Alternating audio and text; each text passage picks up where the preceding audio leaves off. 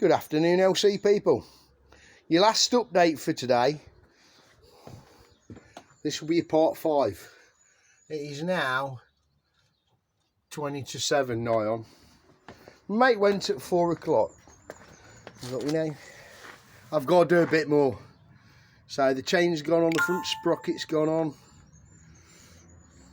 Chain guard's gone on that you wanted. The clutch cover's gone on.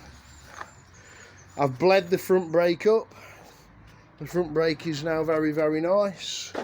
I put engine oil in it. I put 2-stroke in it. I put the feed pipes all on it, and I bled it up to the pump. So what's left to do?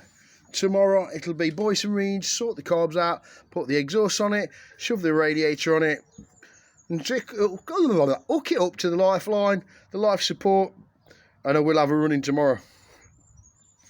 Yeah, I know I've not got the brake thing, but you know, it won't be a big deal to pull that off with a pipe on it or whatever it be when I get that at the weekend. And yeah, I'll want to run in tomorrow. Alright folks, I hope you've enjoyed the progress this last few days, and that's where we're at. A lot of progress has been made.